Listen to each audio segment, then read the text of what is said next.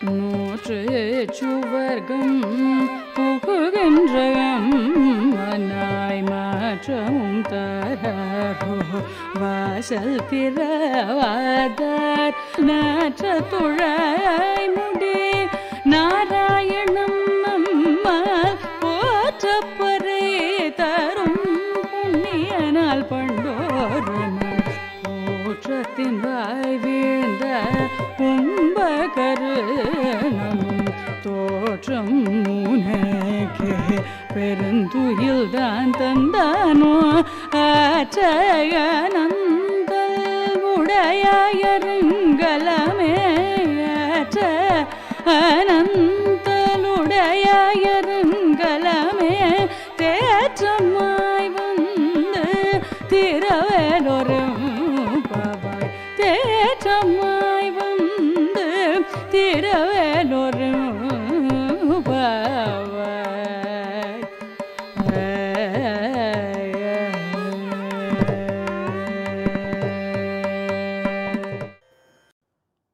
அஞ்சு குடிக்கொரு சந்ததியாய் ஆழ்வார்கள் தம் செயலை விஞ்சி நிற்கும் தன்மையளாய் பிஞ்சாய் பழுத்தாளையாண்டாளை பத்தியுடன் நாளும் வழுத்தாய் மனமே மகிழ்ந்து. நோத்துச்சுவர்க்கம் என்னும் இணைய பாசுரத்திலே எழுப்பப்படக்கூடிய கோபிகை ரொம்ப முக்கியமான கோபிகை என்று காட்டுகிறார்கள். இந்த கோபிகை எப்பேற்பட்டவள் என்னால் அருங்கலம், அருங்கலம் என்னால் சத்பாத்திரம் என்று பொருள். கண்ணன் மிகவும் அப்படியே ஒரு ஒரு ஆபரணத்தை கொடுத்தால் எப்படி நாம் தலையாலே தாங்கிக் கொள்வோமோ அதுபோலே இவளை தலையாலே கண்ணன் தாங்கிக் கொள்கிறான் என்று காட்டுகிறார்கள். அதுக்கு மேலும் ஒரு விஷயம், இந்த கோபிகையினுடைய திருமாளிகை இருக்கிறதே, இந்த கண்ணனுடைய திருமாளிகைக்கு பக்கத்து திருமாளிகை இடையிலே ஒரே ஒரு சுவர் மட்டும்தான் இருக்கிறது. அதையும் பெரியவர்கள் பார்த்தார்கள். நடுவிலே ஒரு சுவர் இருந்தால், இடைச்சுவர் இருந்தால் இவள் கண்ணனை பார்க்க வருவதற்கும் கண்ணன் இவளை பார்க்க வருவதற்கும் சிரமமாக இருக்கிறது என்று அந்த இடைச்சுவரை தள்ளிவிட்டார்கள். இரண்டு வீடுகளும் ஒரே வீடாய் மாறிவிட்டன. அப்படி இருக்கக்கூடிய அப்போ எந்த அளவுக்கு அந்யோன்யம் இவளுக்கும் கண்ணனுக்கும் இருக்கும், அப்படி இருக்கக்கூடிய கோபிகையை இன்றைய பாசுரத்திலே எழுப்புகிறார்கள். நோத்து சுவர்க்கம் புகுகின்றவம்மனாய் மாத்தமும் தாராரோ வாசல் திரவாதார் நாத்தத்துழாய் முடி நாராயணன் நம்மால் போத்த பரதரும் புண்ணியனால் வண்டொரு நாள் கூத்தத்தின் வாய் வீழ்ந்த கும்பகர்ணனும் தோத்து முனக்கே பெருந்துயில் தாம் தந்தானோ ஆத்த வனந்தலுடையாய் அருங்கலமே தேத்தமாய் வந்து திரவேலோரெம்பாவாயி. வெளியிலே இருப்பவர்கள் கூறுகிறார்கள், நாங்களெல்லாம் இப்பொழுதுதான் நோன்பு நோற்க வேண்டும் என்று புறப்பட்டிருக்கிறோம். ஆனால் நீ எப்படிப்பட்டவள்? ஏற்கனவே அத்தனை நோன்பையும் நோற்று முடித்து இப்பொழுது சுகானுபவம் பண்ணி கொண்டிருக்கிறாய். நோற்று அத்தனை நோன்புகளையும் நோற்று முடித்தவள். சுவர்க்கம் புகுகின்ற வம்மனாய், சுவர்க்கம் என்னால் அது சொர்க்கானுபவம், அது சுகானுபவம் என்று காட்டுகிறார்கள். அப்படி சுகானுபவம் பண்ணி கொண்டிருக்கிறாய். என்ன நோன்பு நோற்று விட்டாள் உள்ளே இருப்பவள் என்னால்? அவள் கண்ணனை நேரே பற்றிவிட்டாள். இவர்களெல்லாம் கஷ்டப்பட்டு நோன்பை நோற்று கண்ணனை போய் அடைய வேண்டும். ஆனால் அவள் என்ன பண்ணிவிட்டாள்? உள்ளே இருப்பவள் சித்தோபாயமான கண்ணனை பற்றிவிட்டாள். அதனால் அத்தனை நோன்பையும் நோற்று முடித்தவள் என்ன ஆகி அதனால் கண்ணனை உடனே அடைய பெற்றாள் என்று பார்க்கிறோம். அப்படி நோத்து சுவர்க்கம் புகுகின்ற வம்மனாய் என்று எழுப்பினார்கள். உள்ளே இருப்பவளுக்கு புரியவில்லை. என்னமோ என்னை பார்த்து எல்லா நோன்பையும் நோற்று முடித்து விட்டேன் என்று சொல்கிறார்களே, நானும் ஒரு நோன்பை நோற்கலையே, ராத்திரி வந்து இங்கே படுத்துக்கொண்டேன், இன்னும் எழுந்திருக்கவே இல்லை, என்னை போய் இப்படி சொல்கிறார்களே என்று பதில் கூறாமல் இருந்தால் உள்ளே இருப்பவள். உடனே என்ன சொன்னார்கள் வெளியிலே? மாத்தமும் தாராரோ வாசல் திறவாதார். அம்மா, நாங்கள் இத்தனை பேர் வந்திருக்கிறோம், எங்களுக்கு நீ வாசல் திறக்கவில்லை என்னால் கூட பரவாயில்லை, ஆனால் வாயை திறந்து ஒரு வார்த்தை சொல்லக்கூடாதா, ஒரு பதில் சொல்லக்கூடாதா என்று கேட்கிறார்கள்.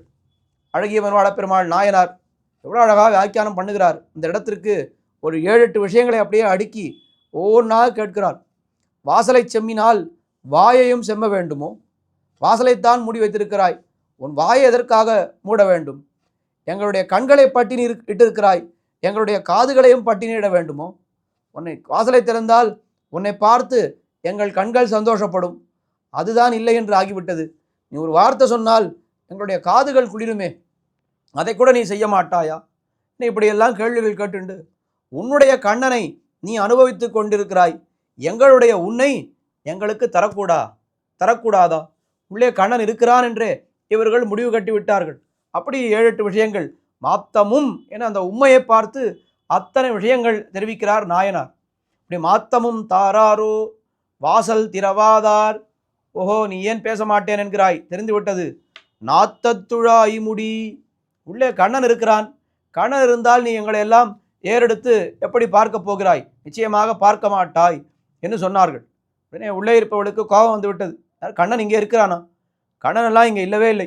யார் சொன்னார்கள் கண்ணன் இங்கே இருக்கிறான் என்று அவள் பதில் சொன்னாளாம்.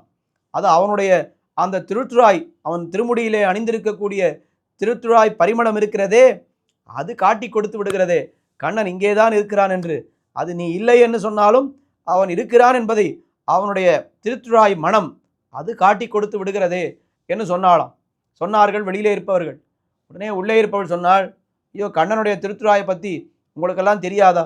ஒரு நாள் அவன் வந்துவிட்டு போனால் 9 நாள்கள் அந்த திருத்துழாய் மனமானது அங்கேயே இருக்குமே, என்னைக்கோ வந்தான், இன்னைக்கெல்லாம் வரவில்லை என்று சொன்னார்களாம். அதற்கு மேலே நீங்களெல்லாம் வெளியில் இருக்கிறீர்கள், உங்களுக்கு தெரியாமல் அவன் எப்படி உள்ளே வந்து விட முடியும் என்று கேட்டாள் உள்ளே இருப்பவள். அதற்கு வெளியிலே இருப்பவர்கள் பதில் சொன்னார்கள். என்ன பதில் என்னால், அவன் நாராயணன். நாராயணன் என்னால் என்ன அர்த்தம்? எல்லா உள்ளும் புறமும் அந்தர் பைச்சதத் சர்வம் வியாபிய நாராயணஹா என்று வேதம் கொண்டாடுகிறா போலே அத்தனை வஸ்துக்களிலேயும் உள்ளும் புறமும் நீக்கமர நிறைந்திருப்பவன் நாராயணன். அவன் எல்லா இடத்துக்குள்ளேயும் துரும்பு இருந்தால் அந்த துரும்புக்குள்ளேயும் நுழைந்து விடக்கூடிய சக்தி படைத்தவன். இந்த கதவு சாத்தி இருக்கிறது, இந்த கதவை தாண்டி அவனால் நுழைய முடியாதா என்ன? அவள் கேட்டால், நீங்கள் எல்லாம் வெளியில் இருக்கிறீர்கள், எங்களுடைய வீட்டினை கதவு சாத்தி கிடக்கிறது, எப்படி அவனால் உள்ளே நுழைய முடியும் என்னால்? அவன்தான் நாராயணன் ஆயித்தே, இந்த கதவுக்குள்ளே நுழைவதா அவனுக்கு பெரிய கட்டம். நாத்தத்துழாய் முடி நாராயணன். அவன் யாரு? நம்மால் போத்த பறை தரும் புண்ணியன். நாம் அவனை போத்தினால் நமக்கு பறையை கொடுப்பான். அவன் புண்ணியன், அவன்தான் புண்ணியமே வடிவெடுத்தவன். ஒரு புண்ணியம் செய்து எம்பெருமானை அடைவது என்பது அது வேறு, எம்பெருமானே புண்ணியம். அந்த புண்ணியனால் கூத்தத்தின் வாய் வீழ்ந்த கும்பகர்ணனும் தோத்தும் உனக்கே பெருந்துயில் தாம் தந்தானோ. பெரிய பழியை தூக்கி இவள் பேரிலே போடுகிறார்கள். அந்த புண்ணியனால், ராமபிரானால் கூத்தத்தின் வாய் வீழ்ந்த, யமனுடைய வாயிலே போய் விழுந்த கும்பகர்ணன். அந்த கும்பகர்ணனுக்கு என்ன ஒரு சிறப்பு என்னால், அவன் 6 மாதம் தூங்குவான். எழுந்திருக்கிறதுக்கு 6 மாதம் ஆகும். மறுபடியும் எழுந்து சாப்பிட்டு விட்டு மறுபடியும் தூங்கிடுவான். மறுபடியும் எழுந்து கொள்வதற்கு 6 மாதங்கள் ஆகும். இப்படி பெரும்பாலும் அவன் தூங்கியே கழிப்பான். அந்த கும்பகர்ணனுக்கும் இந்த உள்ளே இருக்கக்கூடிய பெண்ணுக்கும் ஒரு போட்டி நடந்ததாம். என்ன போட்டி? யார் அதிகமாக தூங்குகிறார்கள் என்ன போட்டி. இவள் அதை விட அதிகமாக தூங்கி ஜெயித்து விட்டாளாம் உள்ளே இருப்பவள். சரி, கும்பகர்ணன் பார்த்தா ரொம்ப அவமானமாக போயிடுத்து, ஏதாவது கொடுக்கணுமே, தோத்தவர்கள் ஜெயித்தவர்களுக்கு ஏதாவது கொடுக்க வேண்டுமே என்று எண்ணி அவன் என்ன பண்ணிவிட்டான், தன்னுடைய தூக்கத்தையே பரிசாக கொடுத்து விட்டானான். ஏற்கனவே இவள் அதிகமாக தூங்குபவள், கும்பகர்ணனை விட அதிகமாக தூங்குபவள். இப்பொழுது அவனுடைய தூக்கமும் சேர்ந்து விட்டதானால் இவள் எத்தனை நேரம் தூங்குவாள்? 2 நிமிஷம் அவள் எழுந்திருந்து வரவில்லை. அதற்கு எவ்வளவு பெரிய பழியை தூக்கி போடுகிறார் பாருங்கள். கூத்தத்தின் வாய் வீழ்ந்த கும்பகர்ணனும் தோத்து உனக்கே பெருந்துயில், தானே உனக்கு பெருந்துயில் தானே தந்தானோ என்று சொன்னார்கள். இதை கேட்டவுடனே அவளுக்கு சட்டென்று ஒரு ரோஷம் வந்து விட்டது. உடனே எழுந்திருந்து வரலாயினாள். அப்போது சொன்னார்கள், ஆப்த அனந்தருடையாய். அப்படி எழுந்திருந்து வருவதற்கு முன்னால் அவள் சோம்பல் முறித்தாள். அந்த சோம்பலுக்கு மங்களாசாசனம், இந்த சோம்பலுக்கு பல்லாண்டு. ஆத்த அனந்தலுடையாய் அருங்கலமே. கண்ணன் தலையாலே தரிப்பான் உன்னை, நீ தேத்தமாய் வந்து திற. இத்தனை நேரம் கண்ணனையே நினைத்து கொண்டு காலாழும் நெஞ்சழியும் கண் சுடரும் என்கிறபடியே நீ மயங்கி கிடந்தாய்.